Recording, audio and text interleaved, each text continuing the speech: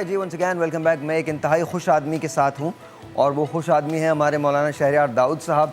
जी sir, तो आप बहुत ज़्यादा खुश हैं सर। मैं अगर आप इजाज़त दें तो इनका एक जुमला मैं दोहरा दूँ। हाँ प्लीज़। अरे खुशी की मौलाना साहब की कोई बस नहीं थी और मुझसे कह रहे हैं आपा सबसे खुशी की बात तो ये कि हमारी इम्यूनिटी बड़ी स्ट्रॉन्ग है, यानी हम लक्कड़ हजम पत्थर हजम वाले लोग हैं। मैं आपको सच बताऊं, ये मैं इनकी बात से एग्री करता हूं। देखिए, अब मैं ये नहीं कहता कि आप एहतियात ना करें, लेकिन थोड़ा सा इधर उधर पढ़ लें। स्वीडन के अंदर कभी लॉकडाउन नहीं हुआ ही नहीं लॉकडाउन, और स्वीडन की इम्यूनिटी हमसे बहुत कम है। हाँ, वहाँ कोई लॉकडाउन नहीं हुआ, कोई लॉकडाउन नहीं, एक दिन के लिए लॉकडाउन नहीं हुआ, कोई सोशल डिस्टेंसिंग नहीं थी, कुछ नहीं था। क्या हुआ? सब ठीक है। वहाँ 1000 में 8 लोगों की हम बात होती थी और वही 8.5 का रेशो, कुछ नहीं हुआ। See the thing is, pandemic ज़रूर है ये, लेकिन ये ऐसा पेंडेमिक नहीं है जो दुनिया ने नहीं देखा है। इन्फ्लुएंजा से 20 लाख से 80 लाख लोग मुतासर होते हैं हर साल उनकी जानें जाती हैं हर साल। सिर्फ और सिर्फ ब्रेस्ट कैंसर से 55,000 ख़वातीन पाकिस्तान के अंदर वो हलाक होती हैं। या अल्लाह खैर। तो देखें ना, हम अब ये कौन सा गेम है, कौन सा खेल है, उसके लिए मेरी पॉडकास्ट सुनिएगा इंशाअल्लाह। मैं ये नहीं कहता कि आप समाजी फासला ना रखें, मैं ये नहीं कहता आप एहतियात ना करें, लेकिन आप अपनी ज़िंदगी को रोकिए ना। और अल्लाह ताला डॉक्टर फाउची का भला करे, उसका बस नहीं चलता है, वो गुब्बारे के अंदर हमको डाल दे, गुब्बारे के अंदर डाल के, और उसके बाद फाउची कहे कि यार तुम इसके अंदर रहो, हाथ जोड़ के। यार आप अपनी इम्यूनिटी के खुद दुश्मन हो रहे हैं, खुद आप उसके साथ गुनाह कर रहे हैं। और दूसरी बात ये हैरत अंगे, अब वो मुझे पता नहीं किसी ने मुझे वीडियो भेजी है कि सरकारी जो टेस्ट किया वो पॉजिटिव आ गया, और जो गैर सरकारी था वो नेगेटिव आ गया। तो हमारे यहाँ तो सरकार का समझ नहीं आता, मैं इस वक्त सूबे की सरकार की बात कर रहा हूँ, समझ ही नहीं आता। लो अब तो वो कॉल्स लीक हो गई हैं जिसके अंदर पैसे मांगे जा रहे हैं। ये क्या लोग हैं, ये एक अपॉर्चुनिटी बना रहे हैं, एक अपॉर्चुनिटी है जो इसके लिए है।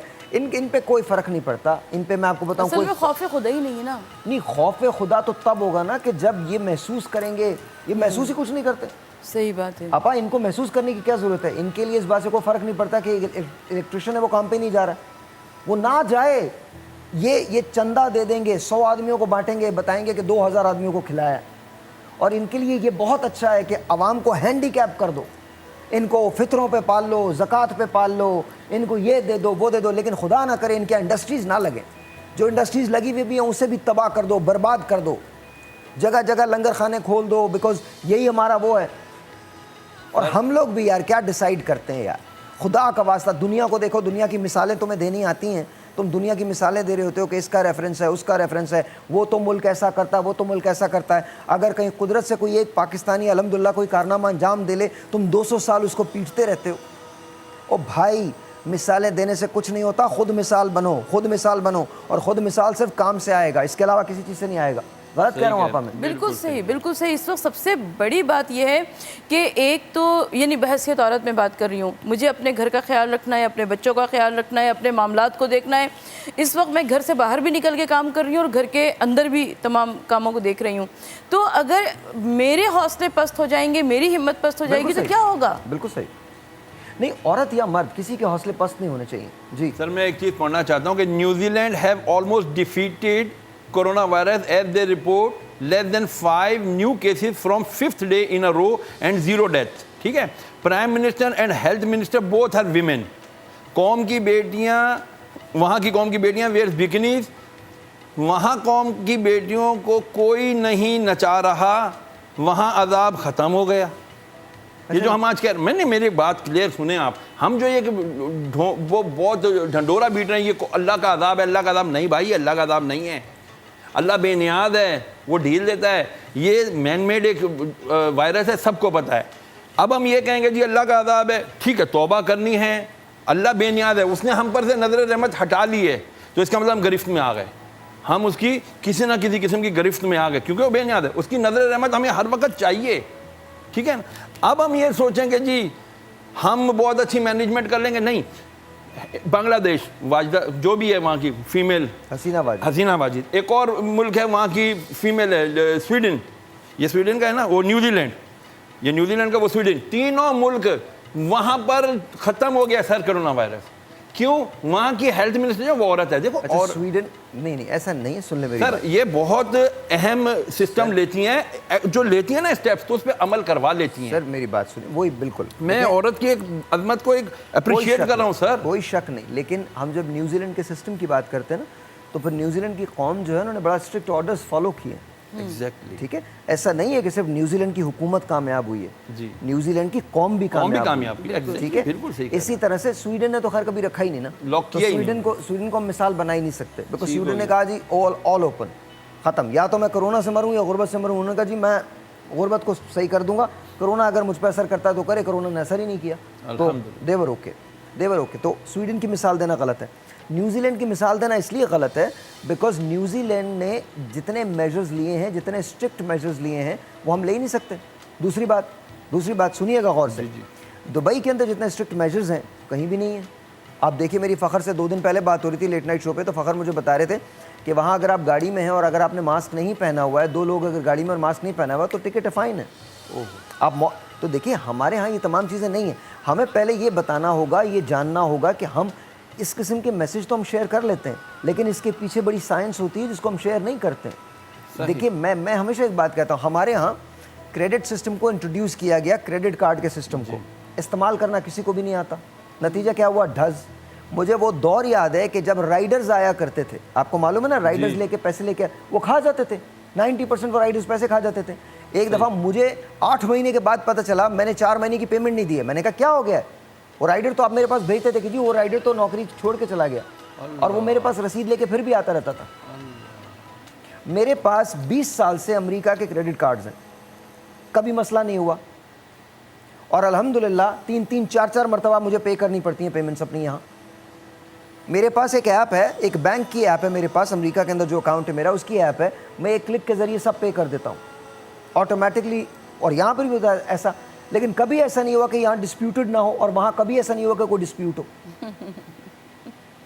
تو ہم یہ جو برائیاں لگاتے ہیں نا دوسروں کی کہ جی وہ گورا ہے, وہ ویسٹ ہے, ہمیں پتہ نہیں کون سا زوم ہے یہاں پر, پتہ نہیں ہم نے کیا سمجھا ہوا ہے کہ ہم شاید کوئی بہت اچھے ہیں لوگوں سے, اور پتہ نہیں جی, مجھے نہیں معلوم, میں نہیں کچھ کہنا چاہتا, کیونکہ وہ پتہ یہاں سے جو نکلتی ہے نا وہ بات اکثر لوگوں کو ہضم نہیں ہوتی. میں یہ تو اس سے تو بات ہی نہیں کر رہا, میں تو سیدھی بات کرتا ہوں. آج آپ باتیں کر رہے ہیں کہ جی آپ 16 سے پلینز کھول دیں گے, یہ کر دیں گے, وہ کر دیں گے. سر آپ مجھے بتائیں کہ یہ کیا بات ہے کہ جن لوگوں کو کرونا نہیں ہے وہ اگر کسی سرکاری اس سے ٹیسٹ کرانے جاتے ہیں تو ان کو کرونا کی مثبت رپورٹ دے دی جاتی ہے؟ یہ کیا بات ہے؟ یہ کون سی بے ایمانی ہے؟ اس کا مطلب ہے کہ کہیں نہ کہیں آپ کرونا سے فائدہ اٹھا رہے ہیں نا. ایگزیکٹلی, بالکل ہو یہی رہا ہے سر.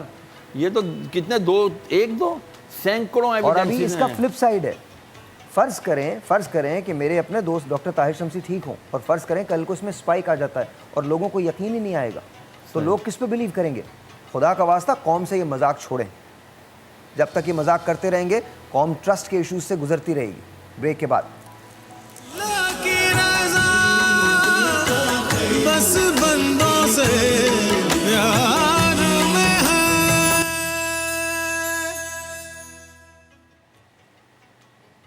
اچھا جی, ونس اگین ویلکم بیک. بدر کے بارے میں ذرا کچھ بتا دیجیے. بسم اللہ الرحمن الرحیم. اللہم صلی وسلم وبارک علی سیدنا و مولانا محمد وعلی آلہ واصحابہ وبارک وسلم. جب ہجرت مدینہ ہو گئی نا تو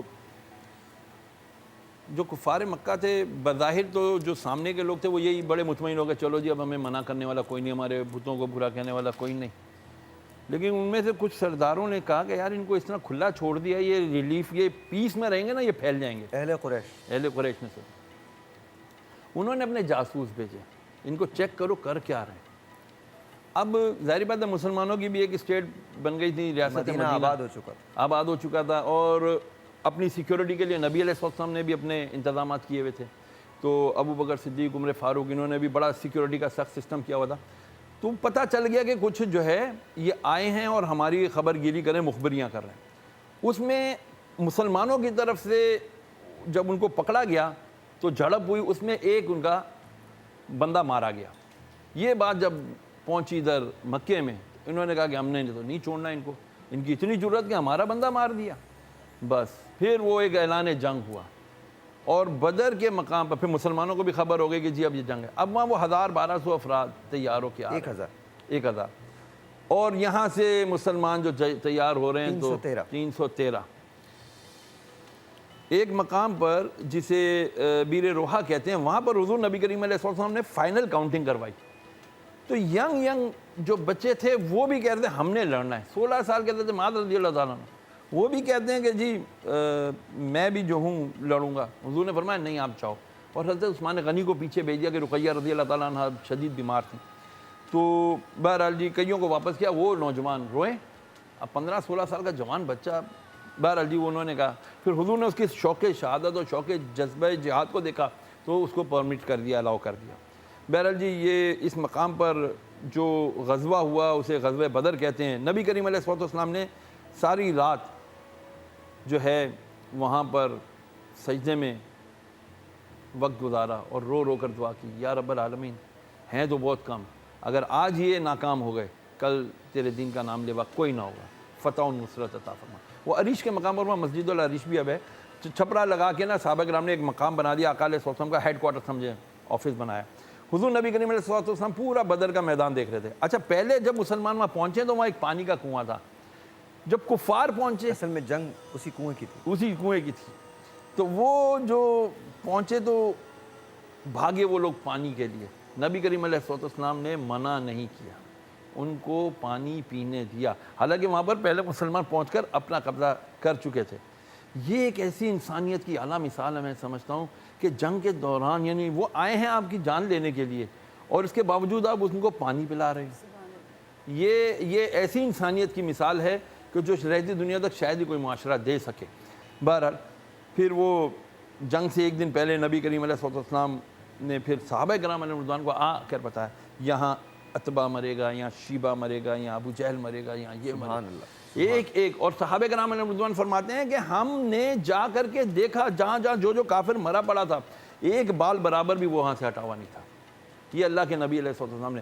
پھر ایک روایت میں آیا کہ 1000 فرشتے, پھر آئی اگلی روایت میں کہ 5000 فرشتوں کی طرف سے اللہ تعالیٰ کی طرف مدد حاصل ہوئی. یہ جو 313 کا عدد آپ عموماً دیکھتے ہیں جب کوئی عمل کرنا ہو, کوئی وظیفہ پڑھنا ہو تو 313 کا عدد دیا جاتا ہے. اس کی وجہ یہی ہے کہ جس نے 313 نفوس قدسیہ کو اللہ تعالیٰ نے فرشتوں کے ساتھ مدد دی, تو 313 کے عدد کو جب آپ استعمال کریں گے ان نفوس قدسیہ سے جس کی نسبت ہو چکی ہے, تو انشاءاللہ العزیز آپ جو بھی عمل کریں گے نیک مقصد کو حاصل کرنے کے لیے اللہ تعالیٰ آپ کو انشاءاللہ العزیز اس کی فتح. 313 کو اگر جمع کریں تو 7 آتا ہے. جی بالکل, 7 آسمان, 7 آسمان, 7 زمین, اور 7 کا عدد بہت زبردست, خلق سبع سماوات طباقا, 7 کا عدد ہوتا ہے. جی. اور جہاں تک بدر کی بات ہے تو بدر کے بارے میں جو انگریز مورخین لکھتے ہیں اور انہوں نے اس پہ فلمز بھی کی ہیں, اور آپ اگر وہ فلمز بھی دیکھ لیں تو آپ کو احساس ہوگا کہ انہوں نے کوشش یہ کی ہے حتی الامکان کہ کسی طرح سے اسلام کی جو ہسٹری ہے اس کو ٹینٹ کیا جائے, تھوڑا سا نا اس پہ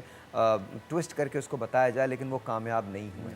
at the end of the day فتح جو رہی ہے وہ میرے نبی حضرت محمد مصطفیٰ صلی اللہ علیہ وسلم کی رہی. اور آج تمام لوگ مانتے ہیں کہ بدر کے جو 313 لوگ تھے انہوں نے کس طرح سے, اچھا مسلمانوں کے ساتھ صرف یہی نہیں تھا, جتنی بھی جنگیں ہوئی ہیں ریشو جو رہا ہے وہ ہمیشہ 3 اور 1 کا رہا ہے.